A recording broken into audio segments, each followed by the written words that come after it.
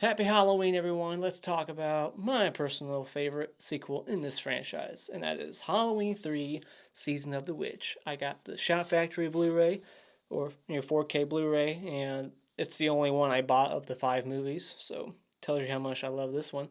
And I got the Gutter Garbs Halloween 3 custom shirt here, so let's talk about it. This one came out in 1982. This was directed by Tommy Lee Wallace, who helped out with the first film. He was like an editor, and he even played Myers in a couple of moments, doing some of the stunts. And he was going to direct part two, but he didn't like the script, so he passed. Now he came back to direct this one and write it.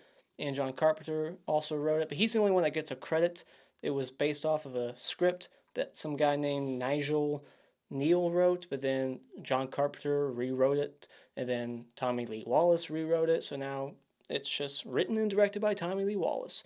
But I think he said in the commentary that this movie's not entirely his. It's like maybe a third of his or so. Like it's not all his ideas. Something this movie is known for is being the only Halloween movie in this franchise that doesn't have Michael Myers. And I was one of those kids when I watched it at a young age, renting it at Hollywood Video, taking it home, seeing Halloween 3, being confused by Season of the Witch. I'm like, what's that mean? Whatever, it has to be a Michael Myers movie, right?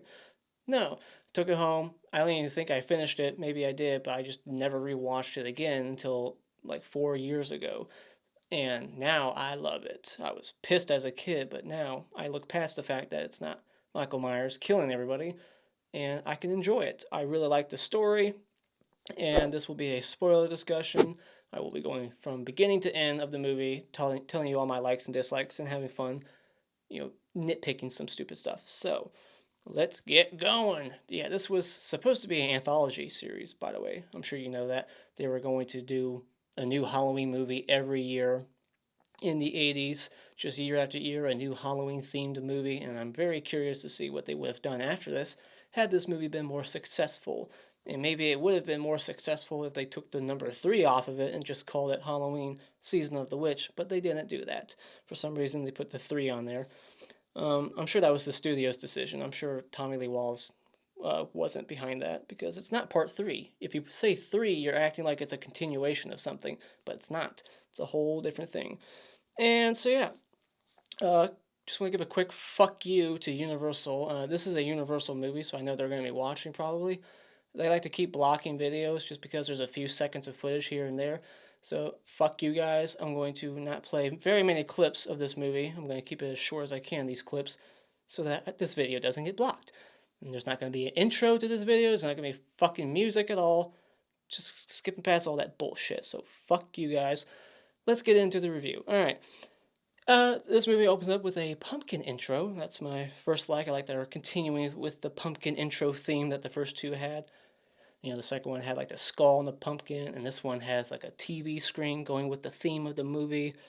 And so automatically, this movie opens up very intriguing because you see, it's Saturday the 23rd. There's a guy running. He's holding a mask, and then there's just these emotionless zombies or robots. They're like they have no emotion on their face throughout the whole movie. All of them, they're killer robots.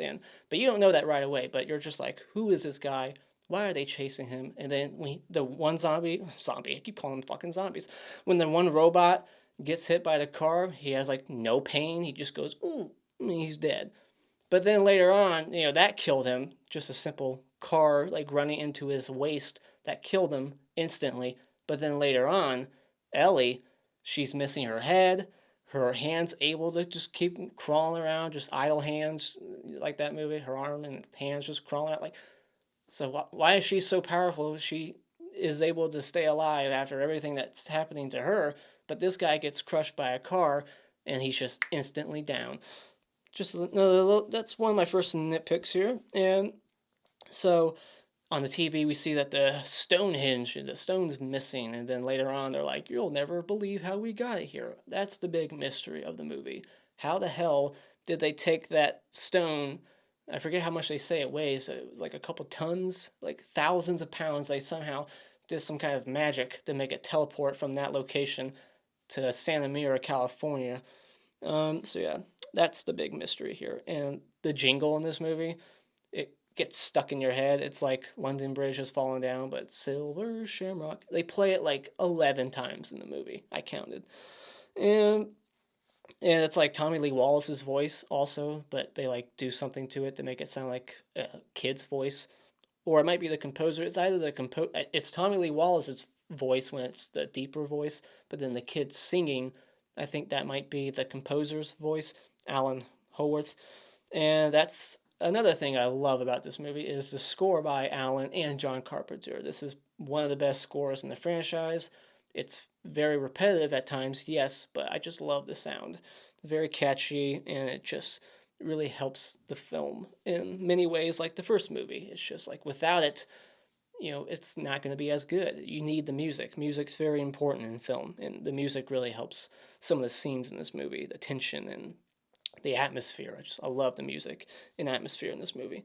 And Nancy Loomis, the actress who plays Annie in Halloween 1, she's back in this movie playing Tommy Lee Wallace's not Tommy. I think in real life she was his wife at one point, but she's playing Dan Challis's wife in this movie, and she's very, or ex-wife, I should say, and she's just the mean ex-wife. She's very frigid, and they say that the masks in this movie can glow, but we never actually see them glow. And and what's so special about these masks? Like, you have to suspend disbelief when watching this movie. Like, it seems like every kid in America is wearing these masks, and it's just a simple pumpkin, skull, and witch mask. And it's like everybody's wearing them. They're just like, these are the best masks ever. They glow in the dark, but we never see them glow in the dark. And what's the big giveaway? I wonder what that was supposed to be. And there's a doctor named Dr. Castle. I wonder if that was a nod to Nick Castle, reference to him. And they even talk about Thorazine, the medicine that Michael Myers was supposed to get. And I love that Dan Chalice is just flirting with all the nurses in this movie, just constantly, just one person after the other, because he's going through a divorce. He calls her the ex-wife on the phone. So they're divorced, and he's just like, all right, I can start flirting with all these women, but is he flirting with them because he's getting divorced, or is he getting divorced because he's always been doing this? And he's always been smacking nurses' asses, like we see in that one moment, and like he's flirting with like the mortician lady, and he's flirting with this older nurse there, and then he's immediately drawn to Ellie and is like wanting to help her out just because she's beautiful. Like, I'm not even sure if he's really interested in the mystery of Silver Shamrock. He just wants to get laid. That's what this whole movie is about at the end of the day. It's not even about what's going on in Santa Mira. It's Dan Chalice trying his best to get laid by Ellie. And that's another thing I love about this movie. It's just like, it's so like unconventional male lead. Like in a horror movie back in the 80s, it was usually like teenagers, right? But in this one, we got a middle-aged doctor who's divorced or cheating on his wife with like all these ladies at the hospital, and then he's on this mission to get laid and at the same time solve a mystery about what's going on with these masks. So I love that. And I love Tom Atkins as an actor. It's one of my favorite actors. He didn't do a whole lot, but all the stuff he did do is great. Even Maniac Cop, I'm not a big fan of that movie, but he's like the best part of that movie. And, Night of the Creeps, his favorite movie that he's ever done. I'm not sure if it's my favorite. I think this might be my favorite Tom Atkins movie. But that's just me. And so, yeah, the guy, we get our first kill here, and it's very graphic. So the kills in this movie are another good thing. They're not lame. They're creative. This guy gets his eyes gouged. Is that what Halloween Kills did? Was that a nod in Halloween Kills to this movie? Because we got a very graphic eye gouging in Halloween Kills, but the first one was in this movie. And it's the robot, like, taking his, like, he's breaking the skull apart, too. And for some reason, the blood looks a little orange. It looks weird. It's like he has the robot blood that we see later on. It looks like orange juice. It's weird. But yeah, very brutal. The sound design, just fuck. That would suck. And for some reason, he's like wearing a glove, like he doesn't want to leave DNA. He's a fucking robot. And then he's like wiping the blood on the curtain, like he's all about like being clean. He doesn't want blood on his hands. And then he goes outside and blows himself up. Why? It doesn't make any sense. Like, Nobody was really following him. He could have drove out of there and then went straight back to Santa Mira, and I don't think anybody would have been able to trace his, trace him there. And then, but I guess he's just, better safe than sorry, I guess. He just blows himself up. And again, it's like watching this for the first time. That's very intriguing shit. You're like, what the hell's going on here? This emotionless guy just burning himself. So yeah, very intriguing. And that guy was in room 13, so he was unlucky from the start. So Tom Atkins, he's on the phone with his wife, and I love how he's like, a man died today. Like it's a big deal. Like it's a hospital you work at. People die all the time in hospitals. So it's not like what was her response supposed to be? Like, oh my gosh, somebody died at the hospital? Oh my god, like who? Like, be more specific. No, someone was murdered. It's not like he says someone was brutally murdered in their bed while I was too busy sleeping, being a lousy doctor. He was like, no, someone was, someone died. I think that was the way he said. Yeah, a man died tonight. I wrote it down. So he just said a man died. He didn't say, someone was killed and viciously. So I just thought that was funny. And what's even funnier is something I never noticed until somebody else pointed it out, is that the firefighter in that scene, he's wearing this god-awful prop helmet. It's like a firefighter helmet. And like there's like this little thing on it, a panel that says like the number of the fire department on it. It just keeps wobbling. It's very funny to look at. Just look at the firefighter. And he's just in the corner, like nodding the whole time, like, yeah, I know. Ex-wives, I totally get it, man. Like, just sitting there, that thing flapping again and again. It's very funny. And then we cut forward 4 days later. It's the 27th. It's after the funeral. And he's immediately trying to get into Ellie's pants. Like, sorry for your dead dad. This is like the day after the funeral. And he's like, all right, let's fuck. He's trying to get in her pants right away. And he's flirting with the coroner lady. Then we cut 2 days later. We see Halloween on the TV. So that's like the first clue. Like if you were still confused, thinking like, when's Myers going to get into this picture? Like if you saw that, you're like, oh, Myers is definitely not going to be in this movie because he's just a movie now within this movie. So, and I like that they throw that on there to like eliminate any confusion at that point. Like, okay, yeah, this is definitely not going to be a Michael Myers picture.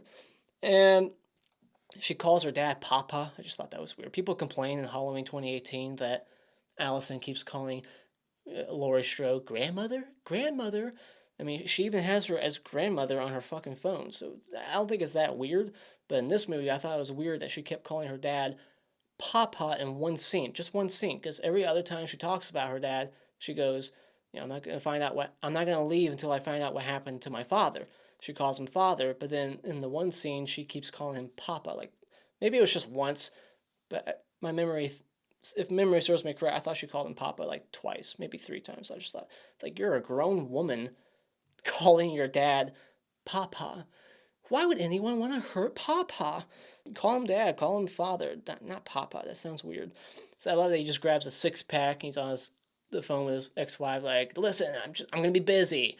Grabs the 6-pack, just runs off. He's gonna go get laid.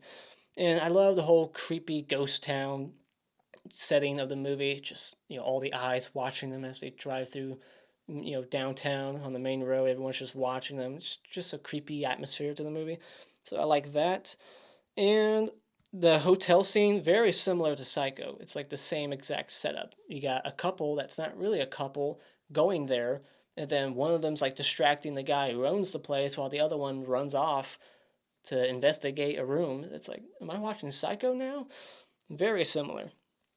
And so, that's a dumb question, Miss Grimbridge. I love that scene. Like, he's so quick. Like, the balls on this guy. He is very brave. I would not be so quick to try to fuck her like right after her dad's funeral. Like this is only a couple days after her dad's funeral. She should still be like in the grieving process, but she just jumps right in the sack with him, and I love that line. Like that's a dumb question, Miss Grimbridge, and he just goes in for the kiss, and we see him like sucking on her nipple later on. Holy crap! We don't really get to see her breast, but thanks to the Blu-ray 4K, when she gets out of the shower, you can see something. Very quick, blink and you miss it. And Jamie Lee Curtis, she's the voice over, like the PA announcing the curfew and shit. And So, yeah, this is the worst place to be a hobo. I'm not sure why this guy's sticking around, especially if he knows what they're up to. He plans to go burn. Like, he knows that they're listening. He's warning Dan Challis, like, they got cameras, they're listening, but then he's talking out loud about his plan to go grab some Molotov cocktails and go burn that place down to the ground, he says. And then he's like surprised a minute later when they ambush him and rip his head off. Like, I was just kidding. It's like, he was drunk, so he's not thinking clearly, but it's like, why would you say that out loud? And why are you sticking around here? You should get out of town, especially when you know that there are a bunch of killer robots. And one of those robots is Dick Warlock, who played Michael Myers in Halloween 2. And, he walked like a robot in that movie, but now he actually is a robot, so it makes sense why he walks the way he does. I love that after having sex like twice, he then goes, "How old are you?" And she's like, "I'm older than I look." It's like, you should ask that question right away. Like, how old are you before we do anything? Not have sex with her like twice and then be like, holy shit, how old are you? You got so much energy. And I thought it was kind of weird that when she got out of the shower, instead of wrapping a towel around her, I think she grabbed the dirty ass hotel bed blanket, the spread, like wrapped herself with that. Like, that thing's probably dirty. You should probably hop in the shower and take another one. Like, you need to wipe all those germs off. Like, you shouldn't use the bed. Like, that's probably the dirtiest thing in that room. So then the kill after the head pull, we got Marge, the neighbor lady, who is actually Tom Atkins' wife in real life at the time. I think they're divorced now. She gets her face split open by the laser, and like this, I think just this one cricket comes out of her mouth. And I looked it up. I didn't know what kind of cricket it was. It's so huge. It's like a Jerusalem cricket, I read. It's just some big ass looking cricket, and it's fucking disgusting. And the makeup effects on her face, hard to look at because they're just so gnarly looking. It's just, oh, she looks like she's in so much pain. And she's alive. Like, you can see her moving a bit. So she is suffering. And they just take her to their hospital, they say, like at our factory. I just thought that was funny. And another thing I noticed on this watch is the actress playing Ellie, she calls Dan Tom. So watch it again. Like, after they take Marge's body away, Ellie calls him Tom, the actor's name, instead of calling him Dan. And I put the captions on. I listened to it like multiple times, and she definitely said Tom, but the captions said nothing. It was like, "What are we gonna do?" And that's all the captions said. But you hear her say, "What are we gonna do, Tom?" So I thought that was funny. They left that in there for some reason. So then it's Saturday the 30th. We see that the phones are bugged, and that's why the coroner lady gets killed. Now, it doesn't make any sense why this needs to happen. I read that this was added in after the fact. Like, the movie was practically shot, and then they added this extra kill, all the scenes of him calling the lady, like, "So what's the update on the burnt body?" And she's like, "It's just a bunch of clock parts." And then it's like, you throw in this unnecessary extra kill, and it's off camera. Like, A, it's not necessary. B, how the fuck does she know what was happening? Like, when she gets killed, she's about to call the cops. Like, she's like, "Holy shit, it's a clock part. Like, I need to call the cops." She's like, give me the sheriff." What is she gonna tell the sheriff? "Hey, sheriff, you might be interested in seeing this. Holy crap, the guy who killed himself with a clock." And how did the robot know that there was a drill in there? And why is there a drill in there? Do people use drills on when they do autopsies? Like, and why does he put the drill down and then grab her and then go back for the drill? Like, he already was sneaking up on her. He could have just drilled her really quick in the back of the head, but instead he places it behind her on a table, then grabs her, throws her down, and then has to go reach for the drill. It didn't need to be put down in the first place. And you didn't need a weapon in the first place, because we see how fucking strong these guys are. They can just rip heads off clean. So the drill is unnecessary, and it's an off-camera kill. So I don't like that. That's the worst kill in the movie, because it's off-camera, A. B, it's also very unnecessary. Because it's Halloween night, too. Think about that. Like, how is she going to ruin their plans in any way, shape, or form? What is she going to do when she calls the sheriff? They're not going to be able to stop what they're doing because the masks are already out there. And this scene is happening, like, it's on Halloween night, and they're already going to broadcast the fucking signal. It's too late. So killing her is pointless. completely. Another thing that's pointless is them making the mask still, but I guess it's just for the show. Like, the whole thing is unnecessary. The masks are out there, their plan is going to work. So inviting these people there, like, Marge, no, she's there because they fucked up an order for next season, so she wants answers. I get why she's there. But they invite the Cupford family there, and they're the ones that sold the most masks, supposedly. Now, maybe that's a lie. Maybe he sold the least, and that's why he wants to kill him first. But he says that he sold the most masks, but he's getting rewarded with death first. Like, you sold the most masks, so you helped me in my evil plans the most out of everybody in the country selling my masks. So I'm going to reward you by inviting your family here and then killing you before anyone else gets killed in the country. So you get the privilege of being the first one dead. What? That's so cruel. Like, why? And they're still making the masks. They're just inviting them there on a random tour that doesn't need to happen. And they're like, look at how we make the mask. And it's like their tour is like 10 seconds long. Like, he literally like takes them through the whole process in 5 seconds. He's like, first we do this, and then it dries, and then we color it, and then it's basically done. It's like, okay, that in the fucking tour that you invited them all the way there for that quick like 10-second explanation about how the masks are made, and then you basically just kick them out right afterwards, and it's over. That was the tour. Like, they should have made that scene longer. Like, really have a, I don't know, maybe it's just for pacing. Like, they should have made that tour seem more like a tour. It was just over so quickly, and it's pointless. Like, they don't need to keep making masks because they're not taking orders for next year. The plan is just to do this year, and not ever again, because they're not going to need to. Everyone's going to be fucking dead. All the kids are going to be dead. Every household's going to be infested with killer snakes and shit. I mean, it's unnecessary. There's so many things where you're just like, what the fuck? Like, why are they inviting these people? Why are they killing them? Why are they still making masks? Why are they killing the coroner lady? She doesn't. How can she know what's going on? Why is she calling the sheriff? Why this? Why that? But you just have to look past it if you want to enjoy the movie. And another thing, why make Ellie a robot? Makes no sense either. Why make her a robot? Just kill her. She knows what you guys are up to. She, discovers your plans. Kill her. Just kill her like you're gonna kill Tom Atkins. And it's just why? Why make her a robot? And then some people want to think that she's a robot the whole time. No. Like, she was talking. None of the other robots talk. I mean, unless you want to argue that the scientist people there are robots. But, they're talking. But I don't think they are. The other ones, they never talk. And then when Ellie is rescued, quote unquote, rescued out of that room, she never speaks. So clearly, she's a robot at that point. She had sex earlier too. She's taking showers. Wouldn't she be electrocuted if she's a robot? Like, the water on a robot wouldn't that fuck their system up? I don't know. Like, could you have sex with a robot? Does she have a robot vag that he was going? Like, there's no way she was a robot before that. All right, she was a robot when he rescued her, but why make her a robot? And how did they do that? I thought the other robots were made from scratch. She's already like, did they take all her like innards out, like empty her out, and use her like take her skin off?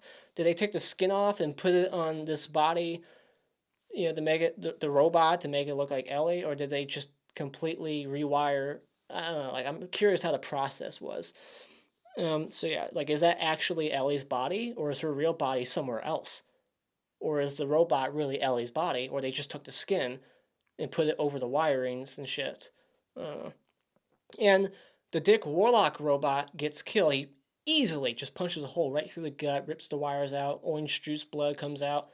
And that's the Dick Warlock robot, right? It looked like him, but then, like, a couple minutes later, Dick Warlock is in the elevator when they're giving Dan Challis the tour of the laboratory.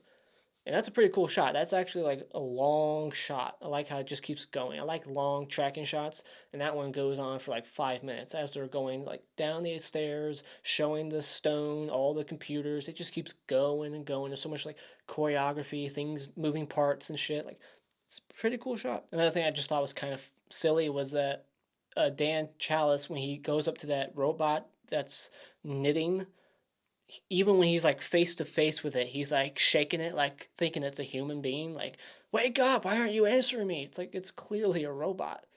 But so I guess, we're supposed to believe that it just looks so realistic in his eyes that he thought it was a real woman in that chair. But to me, it just looked so obvious that it was a robot, but not to him. And the actor who plays Cochran is fantastic. I love him in this movie. His voice, just the line delivery. He's got such a menacing presence. Even though he's so old, he's still kind of intimidating to me. Like, he's just creepy. He's just perfect for the role. So I love that character and just how he really doesn't have much of a motivation. Like, he's like, yeah, it's just a joke on the children. But then he actually does give a motivation. It's kind of like Scream, where they're like, do we need a motivation? And then they give one. That's exactly what happens here. He's like, do I need one? It's just a joke on the children. But then he's like, the stars, blah, blah, blah, Sam Hain, or he says Samhain in this one. That's how it's actually pronounced. He gives the explanation. It's a sacrifice. It's witchcraft. Blah blah blah. I don't think we really needed the explanation. I think it would have been even better without it. But I love the scene still because of the actors and the performance. It's fantastic. But yeah, it would have been even creepier and more brutal if he was just like, I'm doing it to kill children. Nothing else. That's it. And that's another thing I like about this movie is that this movie kills children. The kid with the pumpkin mask, we see like his head's melting inside, and then all the snakes and crickets come pouring out, and I guess the snakes bite his parents and kill them too. I guess they're poisonous, or maybe they die of heart attacks. I don't know. We don't really get to see them die on screen, but they just kind of pass out from shock and fear, I guess, and die of a heart attack. I would have a heart attack.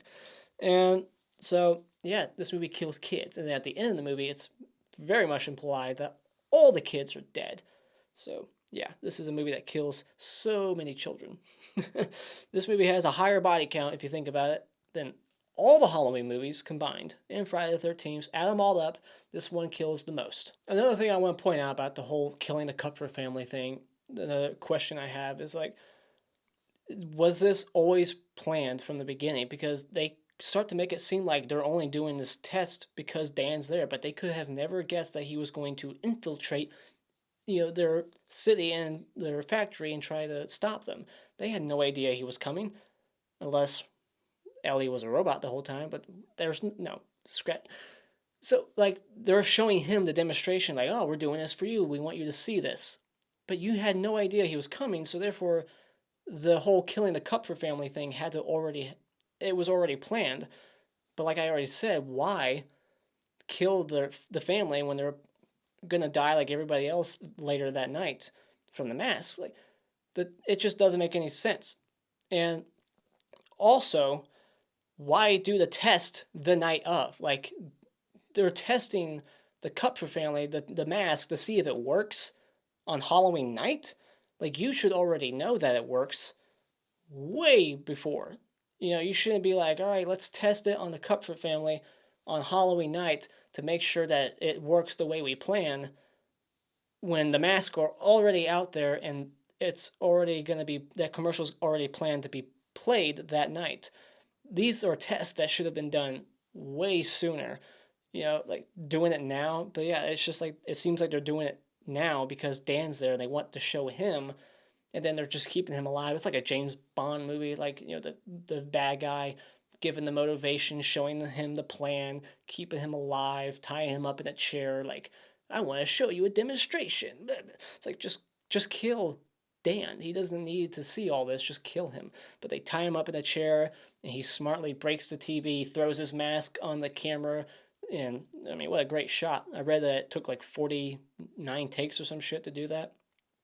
But they actually got it right on the first take when they weren't filming.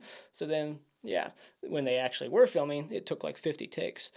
But, man, I love the music from Halloween 1 playing in that scene too. Like, Halloween's on the television, and the music from that movie's playing over this movie, and it fits this movie just as well as it does the original Halloween. It's fantastic. And I like the montage of all the kids in the country wearing the mask in all the different cities, and they even show Dayton, Ohio, which is where I'm from. So I just thought that was random. It's like, really, Dayton? I mean, not a lot of people know of Dayton, I don't think. Usually, I would expect it to say, like, Columbus or Cleveland. Dayton? Or even Cincinnati, but it said Dayton, so I was like, that seems kind of random, but hey. Giving love to Dayton, Ohio. But yeah, like, all these kids are wearing these masks, and it doesn't even go with their outfits. Like, some of them are dressed up as, like, ballerinas and shit, but then they got, like, a witch mask. Oh, I'm a witch ballerina, and, like, I'm a fucking cowboy wearing a skeleton mask. Like, it doesn't make sense. Their outfits, like, these are just masks. They're not actual like costumes from head to toe. So it's like it's unbelievable how popular these masks are because they're just masks. They don't have whole outfits to complement the mask. So there's just weird combinations with the mask and the other costumes, like the ones I just pointed out. It's like that mask does not go with that outfit. It's random, but everyone's wearing them. And they even got like vans driving around. Everyone like you doing announcements like "Go home, the big giveaway, 9 o'clock." Yeah, 9 o'clock on the East Coast or West Coast. Like, how does that work? So it's like everyone's gonna die on the East Coast, and then everyone on the West Coast is gonna be like, "Wait, what's happening over there?" Like, "Oh shit!" Like, are they gonna put two and two together really quickly and then warn everybody on the West Coast like what's going on, or is it just gonna be like 9 o'clock on the East Coast, and then like 6 o'clock over here in Central Time, at 7 or 8? Like, how does that work? Is it one time for everybody? Is it like, because if it's just on this side of the country, I think word's going to spread. I mean, are they going to be able to put two and two together? I'm not sure. So Dan comes up with this plan to kill all the robots and scientists down there by throwing a bucket of chips down there, and he knows the passcode 666, and somehow between the time of him turning on the ad on the TV, going up the stairs, and then dumping the things. Like, there was so much time there, and it wasn't enough time for these smart scientists to quickly turn off the broadcast. Like, they could have turned it off. There's no way that they didn't know how to do it. Like, it's their shit. They would know how to operate it. But they're like, what do we do? How do we turn it off? It's like, have you hit the like off switch or something? Unplug it? Like, they're like, oh no, he turned on the thing. We're fucked if we don't get out of here. He starts dumping the things, and then like it's shooting lasers everywhere, and then it somehow like hits every single one of them. It's not like it's magnetized to them. Like, it's like lucky that all these chips, the lasers are going off and they're hitting every single robot and scientist down there, except for Dan or Hurley, Cochran, and it's not hitting them either. Like, the lasers are going, like one of them could have hit him as it was going down, and then even the robots going up the stairs right behind them, they somehow get hit too. So that was just very lucky for them also. It's just convenience. Like, they would have been able to turn off that thing very quickly. There's no reason why they wouldn't be able to. They should know how to turn it off. Just fucking unplug it. And then that plan actually working. Like, he somehow knew that would work, and I don't know. It's just a silly plan. And then for some reason, because the things are on, this is like the most confusing part. Like, because they're in like a circle, it creates like this ring, and then like it's connecting to the Stonehenge, the stone behind him, and then the thing like hits him, and it's such a powerful laser that instead of making him slowly melt and turn into bugs and shit, it just turns him into dust. So I'm not sure how the hell that happened. But yeah, but he's just like, giving him a soft clap, like, congratulations, you kind of beat me, but he's like smiling because he knows that his plan's still going to work. Like, the signal is going to be broadcasted, the ad's going to play, the kids are still going to die. So he's like, yeah, you might have beaten me here, but I still won. And why didn't he move? It's like he wanted to die. He just stood there and knew it was going to happen. Like, he knew that was going to kill him. Like, I don't know. But yeah, like, in this whole time, Ellie doesn't attack him once. It's like she's on his side, but then when they leave and they're driving down the road, then she starts attacking him. Why? Why did she not attack him right away? Did she not? Was she like so freshly a robot she didn't know her programming yet? Like, she didn't have the orders to kill working yet? Like, how do you explain it? Like, it makes no sense. Like, she should have been attacking him right away, but instead she pretends like she's on his side, only to kill him later. Whatever. But yeah, and then unlike the other robots who die so quickly, she somehow gets her head lopped off, her arms chopped off, and she's still walking around. She's a very powerful robot for a new one.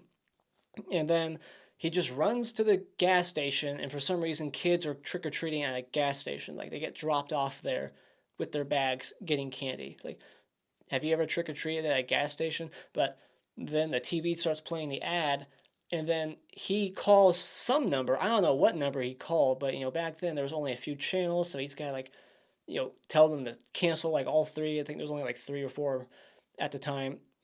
And he actually gets 2 or 3 of them to shut off, but then the last one's still on. He's like, get the last one. But it's like, the fact that he got the first couple to turn off is an amazing achievement. Because I don't know who the fuck he called, and the fact that they believed what he was selling them, like they bought it. He's like, I don't know how to explain it, but the signal, the commercial's gonna kill kids. You gotta shut it off. It's not a prank. It's like, no one would believe him. It's Halloween night. It would definitely be considered a Halloween prank. But they actually turn off the first channel, the second channel, and he almost gets like the third channel, or maybe maybe he does. We don't know. It's left open for your interpretation. But I like to believe that he did not succeed, and everyone's just fucking dying. Like, we see his kids are wearing the mask too, so his kids are dying too. So that's brutal. But yeah, it's another funny part of the movie. You're like, who the fuck is he calling? What number would you have to call? Like, hey, operator, give me the number for the TV people who are in control of the ads. I need to tell them to shut off each channel. And they actually do shut off a couple of those channels. But yeah, the fact that this movie ends with him just looking at the camera, stop it! Fantastic ending. Just like Halloween 1. This is like my second favorite ending in the franchise. Awesome. Just leaving it up for interpretation. They were at some point going to have like children screaming as the credits roll. Oh, that would have been awesome. But then that would kind of ruin the mystery. Are you a glass half empty, half full guy? Did he win? Did he lose? You get to decide now because of this ending. But I'm a pessimist, so I like to think that he did not succeed and the kids are all dead. I guess a little small thing I forgot to talk about is when Dan, he crashes the car into the tree. He doesn't even try to start it up again. Like, he was going to. Like, he gets out of the car and the trunk opens on its own. Like, maybe he hit the button on the way out, but it doesn't look like it. The trunk opens on its own. Watch it again. It seems like it just completely on its own, magically, just the trunk opens. But, good thing it did, so he could grab the crowbar. But he doesn't even get back in the car a second time to try to start it. Like, he gets back in the car once to try to start it, but he doesn't get to because he gets attacked by the hand. But then he doesn't get back in the car a third time to try to start it up. He doesn't even try. He's just like, oh, fuck it, I'm done. Like, try the car. Maybe it still works. You barely hit that tree. So, cars in movies, they just die so quickly. You barely hit anything, and then it's like, oh my gosh, it won't start. Such a cliche in horror movies. So yeah, that's the end of the movie. Yeah, let me know what you think about it in the comments below. Did I miss something? Is there any other nitpicks that I forgot to bring up? Let me know. Is it your favorite in the franchise? Is it your least favorite because Michael Myers isn't in it? Let me know all your thoughts in the comments section. And as always, if you like what you've seen here, you can hit this like button and become a subscriber today just by clicking on my cartoon face in about 5 seconds. And remember, it's just an opinion. You don't need to get butthurt about it.